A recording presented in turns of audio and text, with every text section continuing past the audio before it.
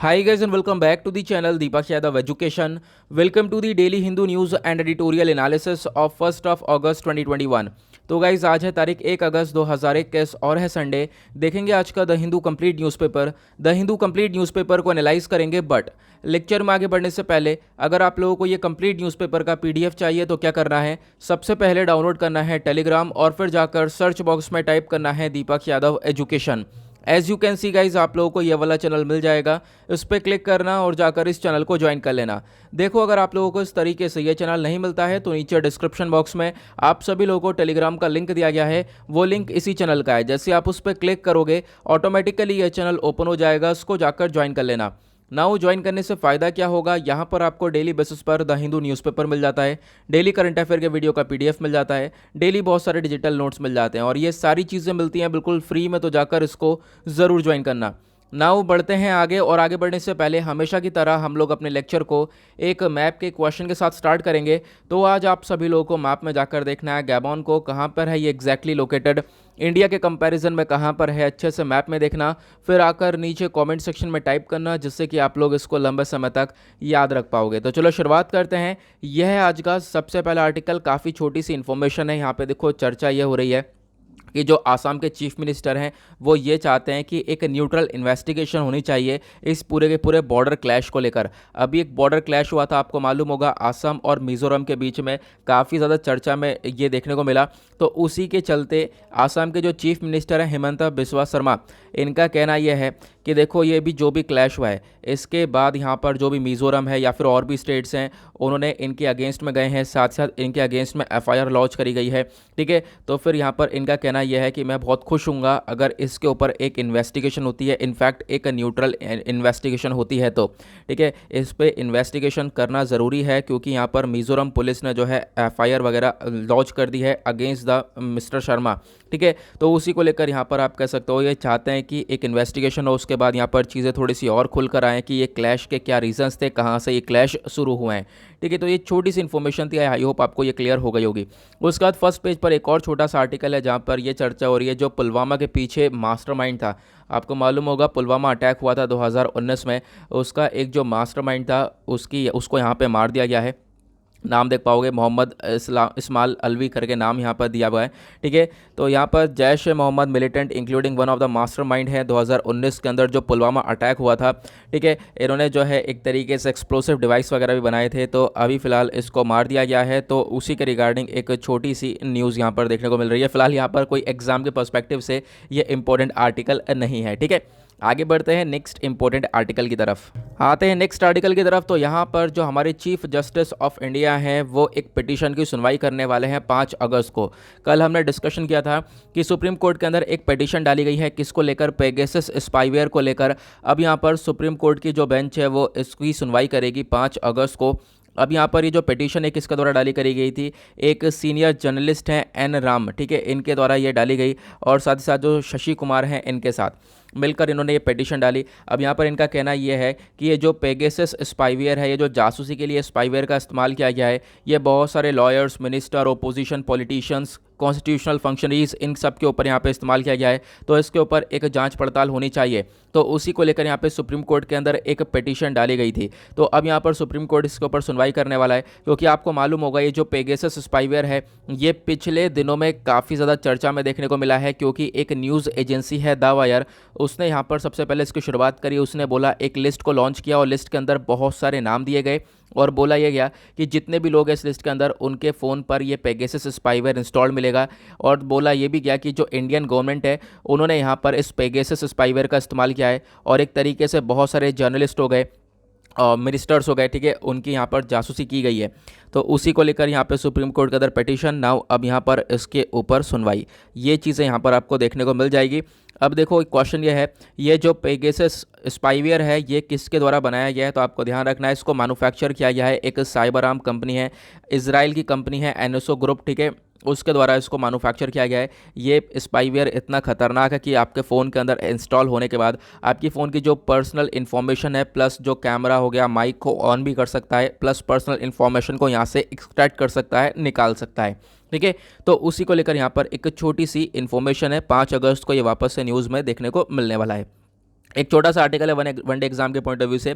SN. घोरमड़े, तो यहाँ पर इनको एक तरीके से नेवी वाइस चीफ बना दिया गया है। पहले यहाँ पर आप कह सकते हो यहाँ पर जो है वाइस एडमिरल एस.एन. घोरमड़े, सैटरडे में एक तरीके से इनको एक vice chief of naval staff बना दिया गया है।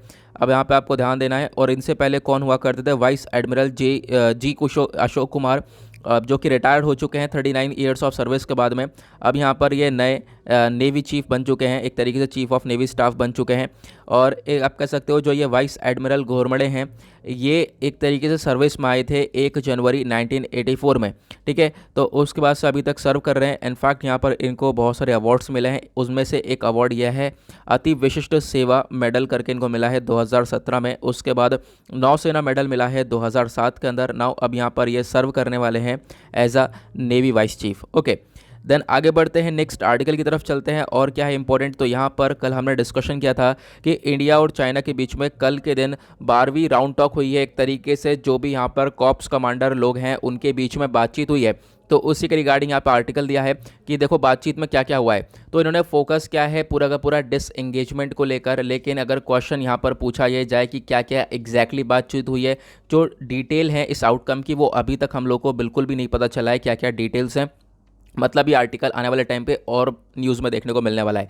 इंडिया और चाइना ने सैटरडे में 12th round of commanders level talk यहाँ पर कंडक्ट किया। और ये टॉक हुई है मोल्दो के बीच में। अब यहाँ पर आप कह सकते हो कि ये बातचीत जो हुई है ये शुरू हुई थी सुबह 10:30 बजे, शाम को 7:30 बजे ख़त्म हुई है। इनफैक्ट तब भी जो है चीज़ें अभी भी क्लियर यहाँ पर देखने को मिलेंगी नहीं।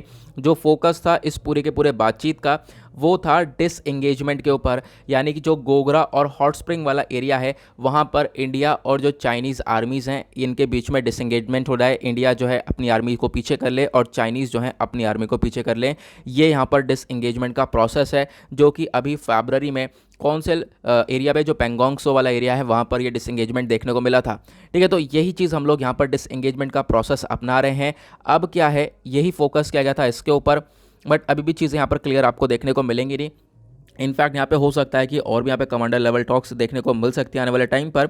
बट मैं आपको एक बार मैप में दिखा देता हूँ, चीज़ें थोड़ी सी आपको क्रिस्टल क्लियर और हो जाएंगी। यहाँ पर एग्जैक्टली कौन से वाले एरिया की बात हो रही है मैं आपको दिखा देता हूँ। यहाँ पे आप देख सकते हो ये वाला तो मैप हो गया, इधर से अक्साई चीन, इधर से यहाँ पे लद्दाख वाला एरिया आपको देखने को मिलेगा।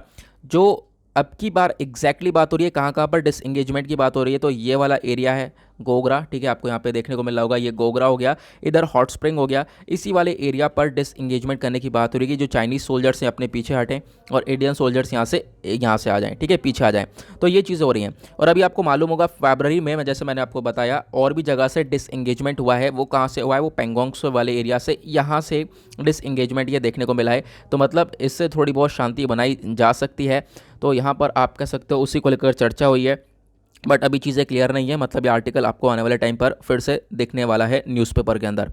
उसके बाद बात करते हैं एक और इम्पोर्टेंट आर्टिकल के बारे में। चर्चा हो रही है श्रीलंका जो है एक तरीके से अपने जो रिलेशंस हैं भारत के साथ वो थोड़ा सा वापस से अच्छे करता हुआ देखने को मिलेगा। वापस से अच्छे करने की मांग है। जो श्रीलंका है वो अपने एक हाई कमिश्नर को न्यू दिल्ली में भेजेंगे। अब जो न्यू दिल्ली में भेजा जाएगा हाई कमिश्नर, उनके थ्रू और साथ ही साथ इंडिया के बीच में किस किस चीज़ को लेकर बात होगी, इन्वेस्टमेंट को, ट्रेड और कनेक्टिविटी को लेकर, और साथ ही साथ रिलीजियस एक्सचेंज करके यहाँ पर देखने को मिलेगा। तो इन तीनों के ऊपर यहाँ पर चर्चा होने वाली है श्रीलंका और इंडिया के बीच में। अच्छा, अब ऐसी ज़रूरत क्यों पड़ गई? क्वेश्चन ये होगा आपका कि ऐसी ज़रूरत क्यों पड़ गई, रिलेशन को वापस से रीसेट करें, रिलेशन ख़राब हो गए थे क्या? बिल्कुल, आप देख पाओगे पिछले 1-1.5 साल के अंदर श्रीलंका और इंडिया के जो रिलेशंस हैं वो काफ़ी हद तक डाउन पहुँचे हैं, काफ़ी ख़राब हुए हैं। अगर हम लोग बात करें नंबर ऑफ़ इश्यूज़ यहाँ पर आपको देखने को मिलेंगे। पहला इशू तो पोर्ट प्रोजेक्ट का देखने को मिलेगा, जो कोलंबो पोर्ट वाला प्रोजेक्ट है, ठीक है, जिसको हम लोग ईस्ट टर्मिनल प्रोजेक्ट भी बोलते हैं। ये प्रोजेक्ट इंडिया को मिला था। इंडिया जो है जापान के साथ मिलकर इस पूरे के पूरे पोर्ट को बना रहा था, लेकिन श्रीलंका ने एंड वक्त पर इसको कैंसिल किया। श्रीलंका ने बोला आप मत बनाओ, ठीक है। ईस्ट की जगह वेस्ट टर्मिनल दिया, ठीक है, हम लोग यहाँ पे एक्सेप्ट नहीं कर रहे थे वेस्ट वाला, ठीक है। तो आप कह सकते हो इंडिया को मना कर दिया, जबकि इंडिया एक इतना यहाँ पर इंपॉर्टेंट रोल प्ले करता है। इंडिया एक इंपॉर्टेंट नेबरहुड है श्रीलंका का, तो यहाँ पर इंडिया को मना कर दिया। और दूसरी तरफ बात करें तो चाइना दबाकर यहाँ पर इन्वेस्टमेंट कर रहा है। चाइना के बहुत सारे पोर्ट्स यहाँ पर देखने को मिलेंगे। तो सबसे बड़ा इशू यहाँ पर यह पैदा हुआ, दोनों के जो रिलेशंस हैं वो यहाँ पर इसी वजह से ख़राब हुए। देन उसके बाद यहाँ पे और भी वेरियस इश्यूज़ हैं। ठीक है, दूसरा इशू यहाँ पर देखने को मिलता है फिशरीज़ की कनेक्टिविटी को लेकर। देखो होता क्या है ना, जैसे मैं आपको मैप बना के दिखाता हूँ थोड़ा सा, यहाँ पर आप देख पाओगे इंडिया का ये निचला हिस्सा है। ठीक है, यहाँ पर आपको ये श्रीलंका देखने को मिलेगा। इसके बीच का जो एरिया है, यहाँ पे क्या होता है, तमिलनाडु केरला वाले एरिया से जो है फिशरमैन आते हैं आगे। अब उन्हें पता चलता नहीं है, ये इस वाली टेरिटरी को क्रॉस कर जाते हैं, ये श्रीलंका वाली टेरिटरी के अंदर आ जाता है, वहाँ पर फिशिंग करते हैं। ठीक है, वहाँ पर मछली मारते हैं। अब क्या होता है कि यहाँ पर श्रीलंका की जो नेवी है वो इनको अरेस्ट कर लेती है या फिर इनके ऊपर अटैक कर देती है, इनको मार दिया जाता है। ठीक है, तो ऐसे इश्यूज़ बहुत ज़्यादा देखने को मिलते हैं। इसकी वजह से भी आप कह सकते हो दोनों के रिलेशंस ख़राब हैं। तो दूसरा इशू यहाँ पर ये फिशरीज़ को देखने को मिल गया, ये भी इसके अंदर मेंशन किया गया। देन उसके बाद आज के टाइम पर क्या होने वाला है, अभी जो है रिलेशंस को थोड़ा बहुत मेंटेन किया जाएगा। देखेंगे किस प्रकार से जो है रिलेशंस रिजॉल्व होते हैं। अब जो यहाँ पर इनके हाई कमिश्नर है वो भारत के अंदर आएंगे, देखेंगे क्या क्या होगा एग्जैक्टली। देन उसके बाद यहाँ पर अभी लोन के बारे में बात करें तो देखो श्रीलंका ने ना वेरियस कंट्रीज से लोन ले रखा है, और इतना लोन ले रखा है कि आप मतलब इसको लोन देने के लिए भी, लोन चुकाने के लिए भी लोन लेना पड़ेगा, इतना लोन ले रखा है। बात करते हैं सबसे ज़्यादा लोन किससे लिया है, तो चाइना टॉप पर है। चाइना ने भरपूर यहाँ पे श्रीलंका को लोन प्रोवाइड करवा रखा है, एक तरीके से भरपूर वहाँ पे इन्वेस्टमेंट कर रखी है, पोर्ट्स डेवलप कर रखे हैं आधा कंट्रोल में। यानी कि जो पाकिस्तान की हालत है ना, वही आज के टाइम पर श्रीलंका की हालत देखने को मिल जाएगी। उसी के साथ चाइना के अलावा भी बहुत सारी कंट्रीज़ के साथ इसने लोन ले रखा है श्रीलंका ने। बात करें इंडिया से भी यहाँ पे बातचीत चल रही है लोन की, हालांकि इंडिया ने भी बहुत सारा लोन प्रोवाइड करवा रखा है। तो यहाँ पे करेंसी स्वैप फैसिलिटी को लेकर अगर हम बात करें तो इंडिया ने बहुत यहाँ पर लोन लगभग प्रोवाइड करवा रखा है श्रीलंका को। ठीक है, अब उसके बाद यहाँ पर आप लोग देख सकते हो कि और क्या क्या एग्जैक्टली डिस्कशन हुआ है। तो यहाँ पर और इतनी इंपॉर्टेंट बातें तो नहीं लिखी हुई हैं, जो भी इंपॉर्टेंट चीज़ें थी वो हम लोगों ने यहाँ पर डिस्कशन कर लिया है उनका, कि क्या क्या इशूज़ चल रहे हैं इनके बीच में, प्लस जो है ये लोन वाला चर्चा हम लोगों ने कर ही लिया है। ठीक है, अब क्या है यहाँ पर आने वाले टाइम पर हम लोगों को पता ये चलने वाला है कि किस तरीके से हम लोग जो है यहाँ पर प्रोजेक्ट्स वगैरह लगाने वाले हैं। ठीक है, एक तरीके से आप कह सकते हो कि जैसे जैसे रिलेशन सही होंगे, ऑब्वियस सी बात है हम लोग इन्वेस्टमेंट भी करेंगे और प्रोजेक्ट्स भी वहाँ पर लगाते हुए नजर आएंगे। तो रिलेशंस देखते हैं किस प्रकार से सही होंगे दोनों कंट्रीज़ के बीच में। होप करते हैं कि बिल्कुल यहाँ पे रिलेशंस जो है बिल्कुल सही हो जाने ही चाहिए। उसके बाद बात करते हैं नेक्स्ट आर्टिकल की तरफ। तो यहाँ पे आते हैं पेज नंबर 8 पर। इंडिया जो है पूरी तरह से रेडी है यूएनएससी प्रेसिडेंसी टर्म के लिए। तो प्रेसिडेंसी टर्म का मतलब यहाँ पर क्या है, तो उसको हम लोग देखेंगे। तो इंडिया जो है वेरियस इश्यूज़ को यहाँ पर देखने वाला है। अपनी बिगनिंग में अगर हम लोग बात करें तो जो ये यूनाइटेड नेशन सिक्योरिटी काउंसिल है, इंडिया जो है यहाँ पर हाई लेवल की मीटिंग्स कंडक्ट करवाएगा। ठीक है, एक तरीके से फोकस करेगा 3 मेन चीज़ों के ऊपर।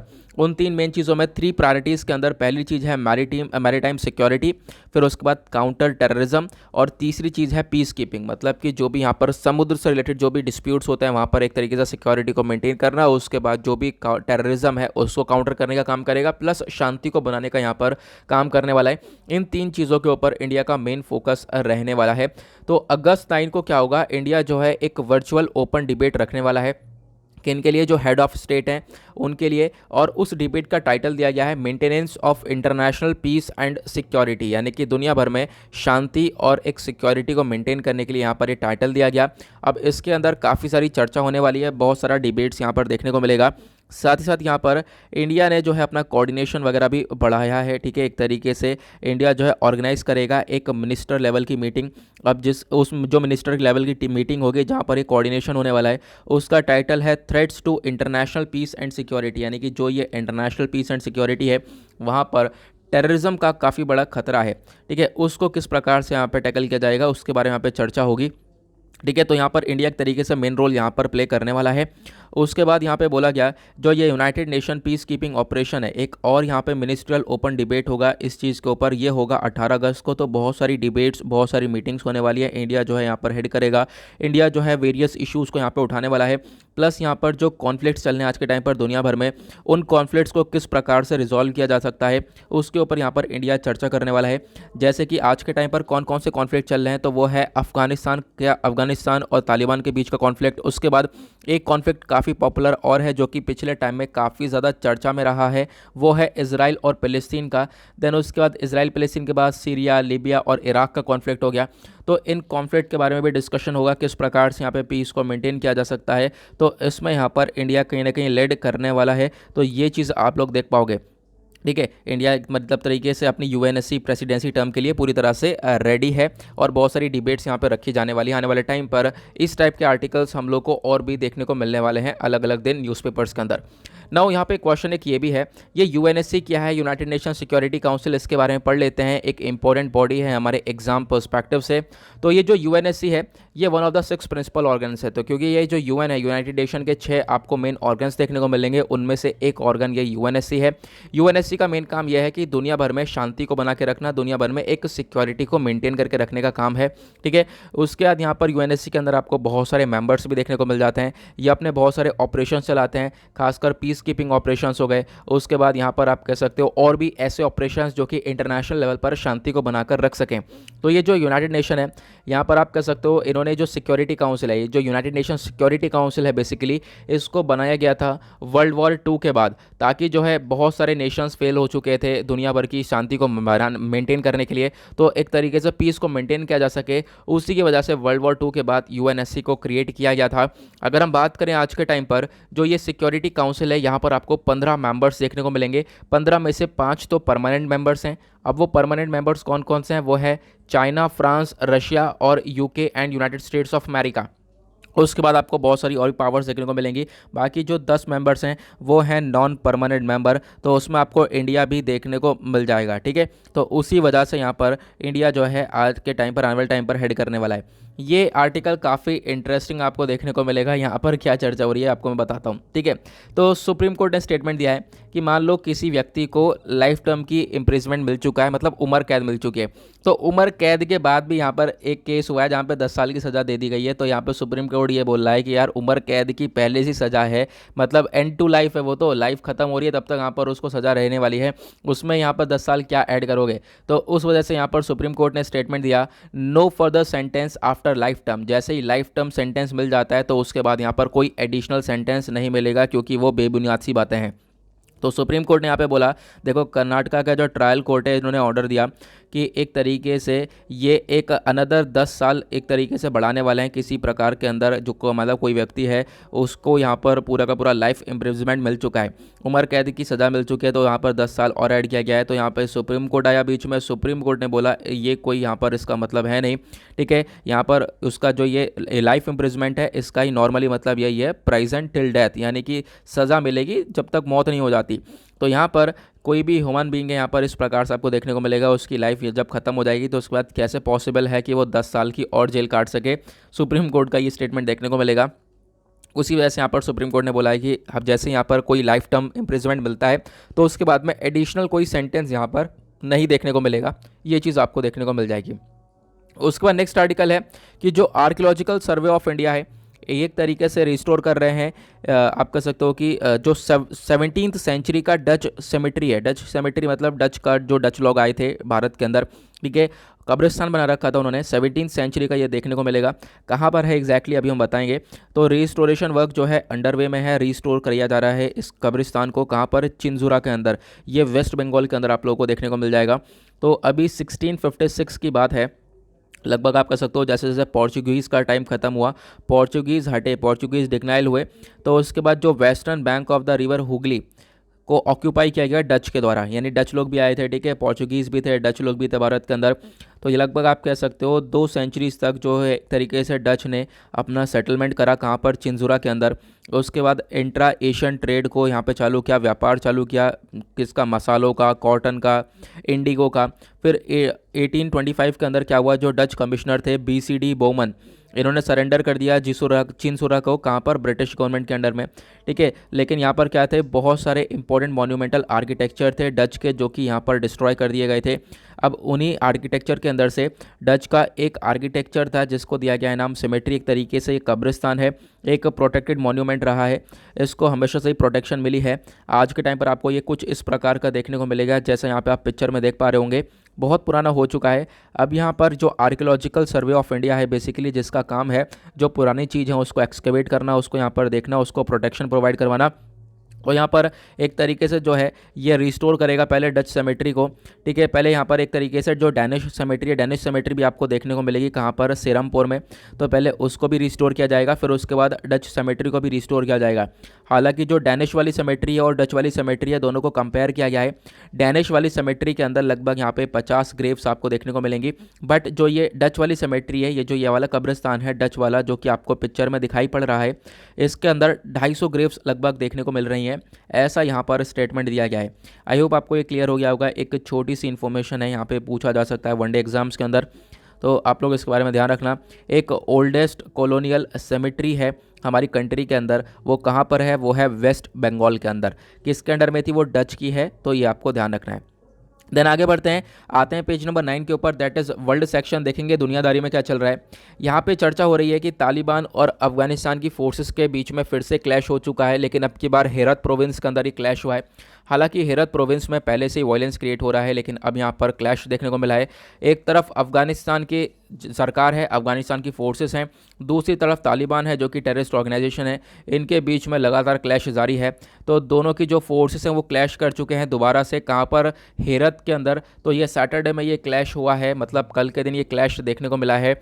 अब ये जो वायलेंस है ये लगभग काफ़ी ज़्यादा बढ़ चुका है। अगर हम लोग बात करें, इसको कंपेयर करें मई से, तो ये वायलेंस काफ़ी हद तक बढ़ चुका है। इसके पीछे का मेन रीज़न है कि जो यूएस के फोर्सेस हैं उन्होंने विड्रॉवल कर लिया है, कंप्लीट ऑलमोस्ट यहाँ पे कंप्लीटली विड्रॉ कर लिया है अफगानिस्तान से।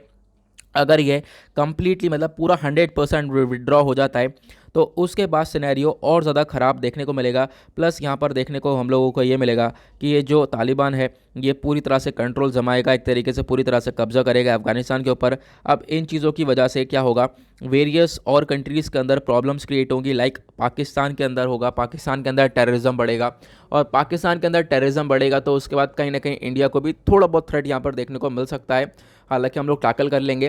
देन उसके बाद यहाँ पे आप कह सकते हो कि इंडिया के साथ साथ और भी वेरियस कंट्रीज़ को थ्रेट होगा, चाइना को यहाँ पर थ्रेट देखने को मिलेगा। तो ये चीज़ें यहाँ पर देखने को मिल जाएंगी। लेकिन आज के टाइम पर वेरियस कंट्रीज़ का यहाँ पर पूरा का पूरा रोल है कि यहाँ पर एक पीस मेंटेन करके रखी जा सके, शांति बनाकर रखी जा सके, क्योंकि वो एक मोस्ट इंपॉर्टेंट चीज़ है जो कि यहाँ पर हम लोग कंडक्ट कर सकते हैं। उसके बाद WHO ने यानी कि वर्ल्ड हेल्थ ऑर्गेनाइजेशन ने बोला है जो ये डेल्टा वेरिएंट आज के टाइम पर बढ़ रहा है, ये भी एक खतरे की घंटी है। तो हम लोग देख पा रहे हैं एक वर्स्ट कंडीशन देखने को मिल रही है डेल्टा वेरिएंट की। ठीक है, डेल्टा वेरिएंट सबसे पहली बार इंडिया के अंदर डिस्कवर किया गया था। इसका साइंटिफिक नाम क्या है ज़रा नीचे कमेंट सेक्शन में बताना, इंपॉर्टेंट है वनडे एग्जाम के लिए। काफ़ी हद तक चांसेस है कि पूछा जा सकता है इस बार अलग अलग वेरिएंट्स के नाम को। ठीक है, तो यहाँ पर आप कह सकते हो, उसी को लेकर एक छोटी सी इन्फॉर्मेशन है, मतलब इंपॉर्टेंट नहीं है एग्जाम के लिए। ठीक है, यहाँ पे जो इंपॉर्टेंट है वो यहाँ पर हम लोग डिस्कस कर रहे हैं। संडे है, ऑब्वियस सी बात है, छोटे छोटे आर्टिकल्स आपको देखने को मिलेंगे, एडिटोरियल्स हैं नहीं, बट फिर भी यहाँ पर कुछ साइंस एंड टेक के आर्टिकल्स है, प्लस फ्रीक्वेंट आस्क क्वेश्चंस है, तो उनको भी हम लोग डिस्कस करेंगे। फ्रीक्वेंट आस्क क्वेश्चंस आज काफ़ी इंपॉर्टेंट है, 2 आर्टिकल्स के ऊपर हम लोग डिटेल में चर्चा करने वाले हैं। अब यहाँ पर एक आर्टिकल है जहाँ पे चर्चा हो रही है, इंडिया और अमेरिका ने पिक कर लिया है एक तरीके से यूएस के एक पोजीशन पर, एक आप कह सकते हो इंडियन अमेरिकन को हायर किया गया है। तो यूएस के प्रेसिडेंट है जो बाइडेन, उन्होंने नॉमिनेट किया इंडियन अमेरिकन अटॉर्नी रशद हुसैन को। ठीक है, रशद हुसैन यहाँ पे आप पिक्चर देख पा रहे होंगे, ये बेसिकली यहाँ पर बना दिए गए हैं as the ambassador at large for international religious freedom. तो ये एम्बेसडर बना दिए गए हैं, कहाँ के मैंने भी आपको बताया। और साथ ही साथ बोला यह जा रहा है ये पहले मुस्लिम है जिनको नॉमिनेट किया गया है इस पोजीशन के लिए, according to the White House ये स्टेटमेंट आई है। और इसी के रिगार्डिंग यहाँ पर एक छोटी सी इन्फॉर्मेशन है जो कि वनडे एग्जाम में पूछी जा सकती है, तो आपको एक छोटा सा आइडिया यहाँ पर होना चाहिए। उसके बाद यहाँ पे यूएन ने वॉर्न किया है, ये जो भुखमरी है, जो हंगर है, वो आने वाले टाइम पर लगभग 23 ग्लोबल स्पॉट में और ज़्यादा बढ़ती हुई नज़र आएगी। यानी कि आने वाले टाइम पर वेरियस कंट्रीज़ है, कंट्रीज़ के अंदर वेरियस रीजन्स हैं, वहाँ पर लगभग ये जो भूख वाली सिचुएशन है वो और ज़्यादा बढ़ने वाली है। अगर हम बात करें इन ग्लोबल हॉटस्पॉट की, तो इसमें से टॉप पर है इथियोपिया। ठीक है, इथियोपिया के अंदर जो तिग्रे वाला रीजन है वहाँ पर बहुत ज़्यादा क्राइसिस है, मतलब बहुत ज़्यादा भूखमरी है। इनफैक्ट लोग भूख से मर रहे हैं वहाँ पर, एक दिन खाना मिल रहा है उनको, एक दिन नहीं मिल पा रहा है, ऐसी चीज़ें देखने को मिल रही हैं। उसके बाद यहाँ पर इथियोपिया के बाद सदर्न मडागास्कर हो गया, येमेन हो गया, साउथ सूडान हो गया, और नॉर्दर्न नाइजीरिया हो गया, और भी वेरियस यहाँ पर रीजन्स हैं जहाँ पर आने वाले टाइम पर यह हंगर की सिचुएशन और भी बदतर हो सकती है, क्योंकि ये हंगर वाली सिचुएशन अभी पिछले कुछ टाइम से लगातार हम लोगों को देखने को मिल रही है। ऐसा नहीं है कि नहीं है, अभी यहाँ पर पिछले कुछ टाइम से लगातार है। अब इससे सिचुएशन और भी ज़्यादा ख़राब हो सकती है। उसके बाद एक छोटा सा आर्टिकल यहाँ पे साइंस एंड टेक का आपको देखने को मिलेगा, बोला गया है एडवांटेज बर्ड ब्रेन। अब इसका मतलब क्या है, एक रिसर्च हुई है, रिसर्च के दौरान पता ये चला है कि यूनिकली शेप्ड ब्रेन, यानी कि एक तरीके से काफ़ी बेहतरीन तरीके से जो शेप किया हुआ ब्रेन है, जो दिमाग है, वो यहाँ पर रीज़न हो सकता है कि वो रीज़न किस चीज़ के पीछे हो सकता है कि जो बर्ड्स हैं, आपको मालूम होगा जो डायनासोर हैं हमारे, वो डायनासोर काफ़ी टाइम पहले एक्सटिंक्ट हो गए। एक मैसिव एक्सटिंक्शन हुआ था लगभग 66 मिलियन ईयर्स एगो, जो है उस एक्सटिंक्शन ने सारे डायनासोर को ख़त्म कर दिया। लेकिन उस समय जो बर्ड्स थी वो ख़त्म नहीं हुई। तो यहाँ पे बोला यही जा रहा है कि जो ब्रेन है वो एक यूनिकली शेप्ड ब्रेन था बर्ड्स का, जिस वजह से यहाँ पर उस एक्सटिंक्शन का बर्ड्स के ऊपर इफेक्ट नहीं पड़ा। 70 मिलियन साल पुराना भी यहाँ पर अगर हम बात करें, यहाँ पे चर्चा हो रही है लाइकोथोरोनिसिस फॉसिल, इसका जो स्कल वगैरह है वो आपको यहाँ पर क्लू देखने को मिलेगा। और यहाँ पे बोला यह जा रहा है ये एक तरीके से जो ये बर्ड्स हैं, बर्ड्स का ब्रेन कुछ अलग ही लेवल पर था, स्मॉलर सेरेब्रल एरियाज थे, इनको एक्सटिंक्शन का कम इफेक्ट पड़ा है। बट यहाँ पर अगर हम बात करें, जो ये डायनासोर है वो इस एक्सटिंक्शन के अंदर सर्वाइव नहीं कर पाए, लेकिन ये बर्ड सर्वाइव कर गई हैं। तो एक यूनिकली ब्रेन स्ट्रक्चर था, आप ये कह सकते हो, ऐसा यहाँ पर स्टडी ने प्रूव किया है। ठीक है, उसके बाद यहाँ पे चर्चा हो रही है परमाफ्रॉस्ट की। अब परमाफ्रॉस्ट वैनिशिंग हो रहे हैं। अब यहाँ पर इसका क्या मतलब है, तो देखो अगर हम बात करें परमाफ्रॉस्ट एग्जैक्टली क्या होता है, जो ठंडी ठंडी जगह होती है, रशिया के अंदर आपको देखने को मिलेंगे, और भी वेरियस के रीजन्स के अंदर, टुंड्रा एंड टाइगर रीजन के अंदर आपको ये परमाफ्रॉस्ट देखने को मिल जाते हैं, जहाँ पर बर्फ़ हमेशा देखने को मिलती है। टेम्परेचर लगभग यहाँ पर 0 डिग्री सेल्सियस से कम ही रहता है, लगभग 2 साल से ज़्यादा अगर टेम्परेचर 0 डिग्री से कम रहता है उसको परमाफ्रॉस्ट बोला जाता है। पूरा का पूरा स्टेटमेंट आपको याद रखना है, डायरेक्टली क्वेश्चन यह बन सकता है। 0 डिग्री सेल्सियस से जहाँ पर 2 साल तक टेम्परेचर कम रहेगा वो परमाफ्रॉस्ट कहलाएगा। ये ज़्यादातर माउंटेन्स के अंदर देखने को मिलते हैं या फिर हाई ऑल्टीट्यूड वाले रीजन में देखने को मिलते हैं। ऑब्वियस सी बात है, क्योंकि हाई ऑल्टीट्यूड पर ठंड ज़्यादा होती है। टुंड्रा टाइगर रीजन जैसे हो गए, लगभग यहाँ पे बोला ये जा रहा है 13% जो कुछ एरियाज़ है वो आपको दाइसेत्सु माउंटेन जो जापान के अंदर है वहाँ पर आपको देखने को मिलेगा। वहाँ पर भी परमाफ्रॉस्ट वाले रीजन बहुत ज़्यादा हैं।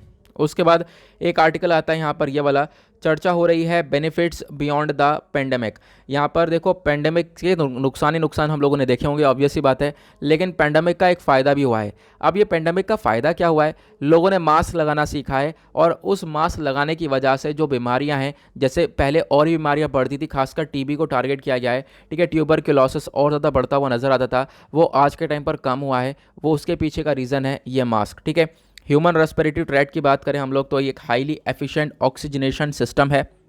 ठीक है, इनफैक्ट आप कह सकते हो कि ये इसमें क्या हो रहा है, हम लोग यहाँ पर एयर को इनहेल कर रहे हैं, एयर को एक्सेल कर रहे हैं। ठीक है, तो हम लोग सांस ले रहे हैं, अंदर बाहर छोड़ रहे हैं। अब इससे क्या हो रहा है, और भी वेरियस बीमारी आ सकती हैं। ऐसा नहीं है कोविड के अलावा और बीमारी नहीं आ सकती, और भी बहुत सारी बीमारी जो हैं अटैक कर सकती हैं।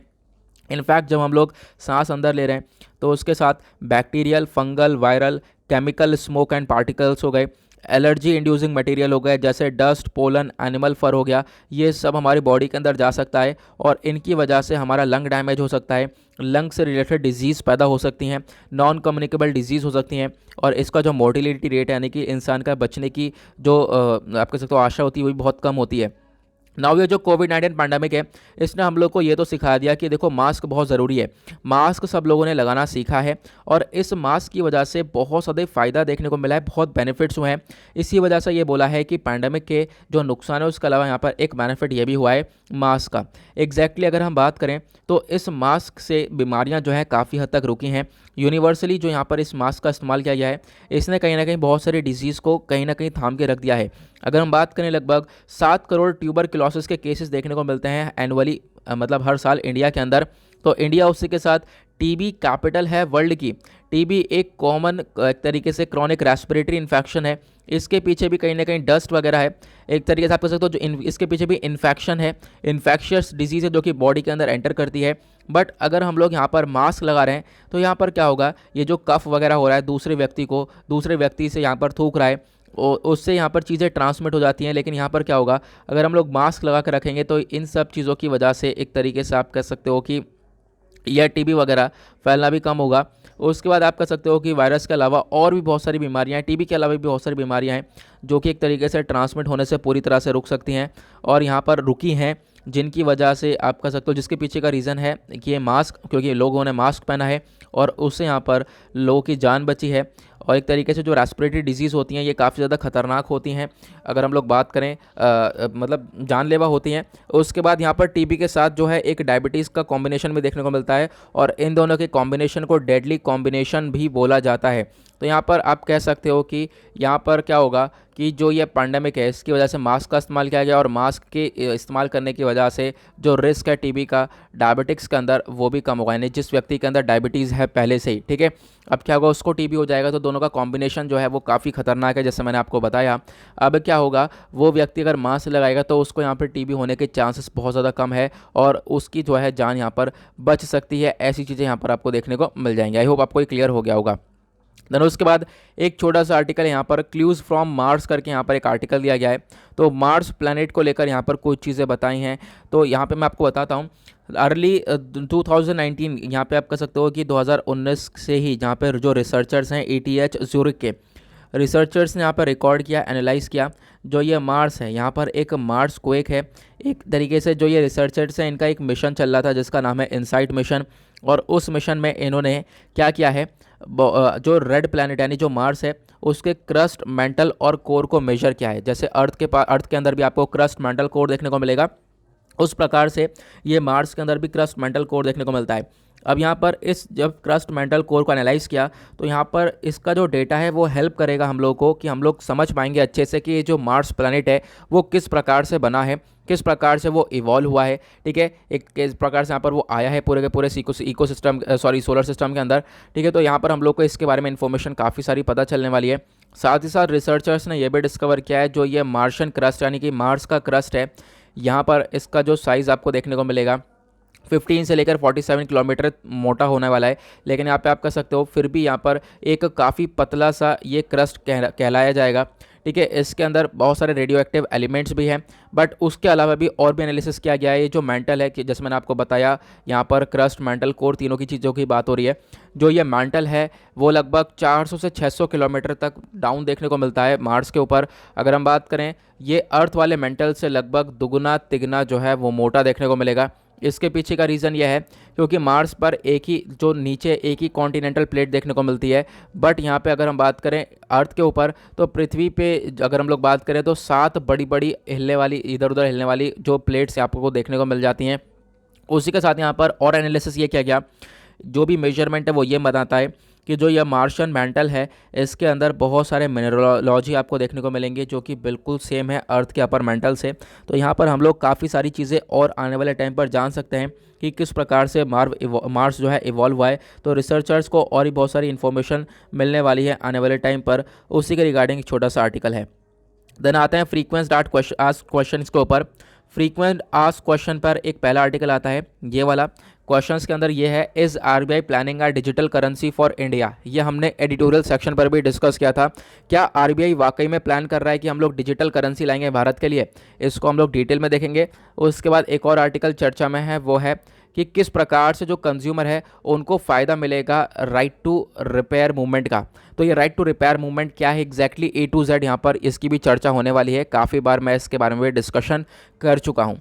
ठीक है, तो पहले इस वाले आर्टिकल को हम लोग समझ लेते हैं, क्या RBI वाकई में प्लान कर रहा है डिजिटल करेंसी लाने के लिए भारत में। तो ये आर्टिकल आपका इंडियन इकोनॉमी के पॉइंट ऑफ व्यू से इंपॉर्टेंट हो जाएगा, प्लस GS पेपर 3 के पॉइंट ऑफ व्यू से उसमें और भी बहुत सारे टॉपिक्स देखने को मिलेंगे, वहाँ से आप लोग रिलेट कर सकते हो। तो ये चर्चा में क्यों आया, क्योंकि हाल ही में RBI ने कहा है हम लोग वर्क करेंगे डिजिटल करेंसी के ऊपर, और एक तरीके से यहाँ पर ये करेंसी जो है काफ़ी हेल्प करने वाली है। किस प्रकार से हेल्प करेगी आगे हम बात करेंगे। तो इसके ऊपर एक हाई लेवल की इंटर मिनिस्ट्रल कमेटी को सेटअप किया गया है फाइनेंस मिनिस्ट्री के द्वारा। उन्होंने रेकमेंड किया सेंट्रल बैंक डिजिटल करेंसी को कि देखो अब हम लोग यहाँ पर काफ़ी सारे बदलाव करने वाले हैं।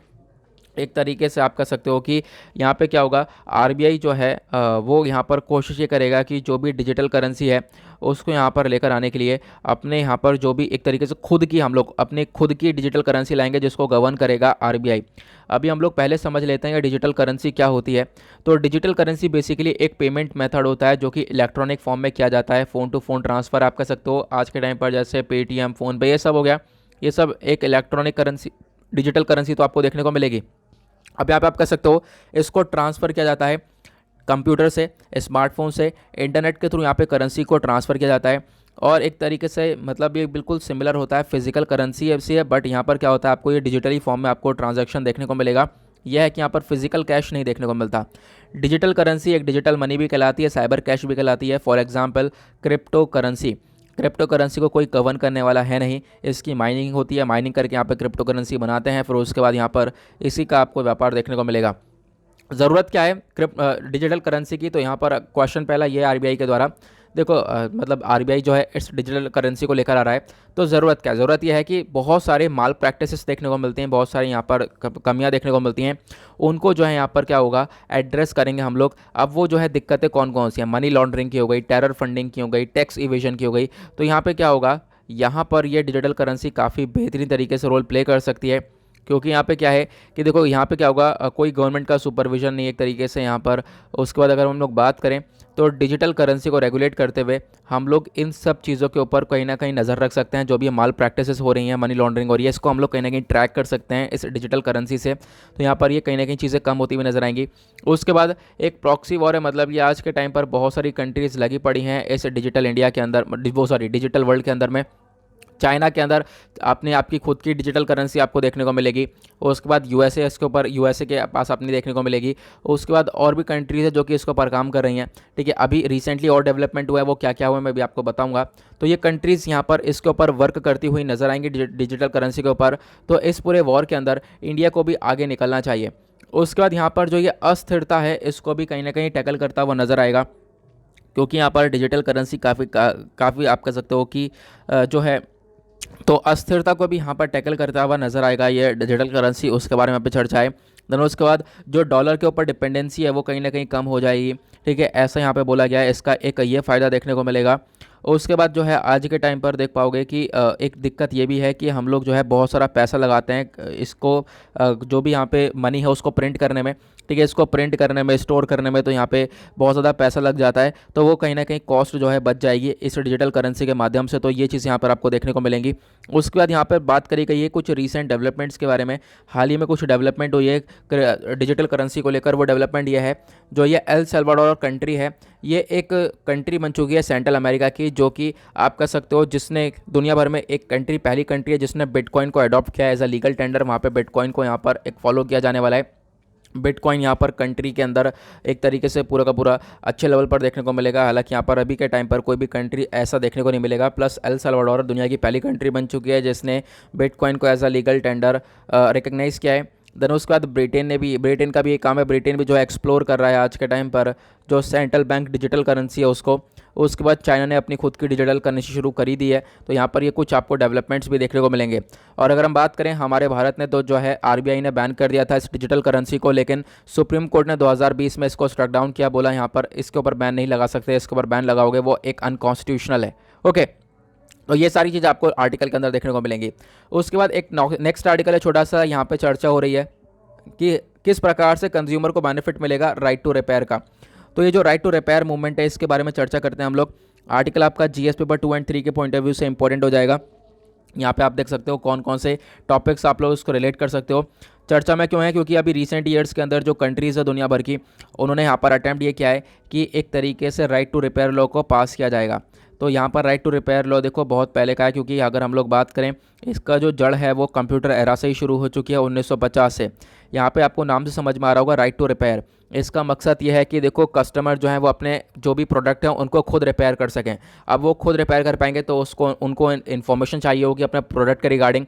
तो क्या होगा, जो रिपेयरिंग की इन्फॉर्मेशन है वो कुछ कंपनी को प्रोवाइड करवानी होगी। मान लो कोई एप्पल की कंपनी है, तो वो क्या करेगी, अपनी जो है रिपेयरिंग इन्फॉर्मेशन पूरी की पूरी प्रोवाइड करवाए कस्टमर को, ताकि जो है कस्टमर अपने प्रोडक्ट को रिपेयर कर सके। इससे उसका पैसा ही बचेगा, क्योंकि आप ऑब्वियस सी बात है जब यहाँ पर एप्पल का प्रोडक्ट को रिपेयर करवाना है, अगर हम सर्विस सेंटर भेजते हैं तो कितना कॉस्ट लगता है आपको मालूम होगा, ठीक है।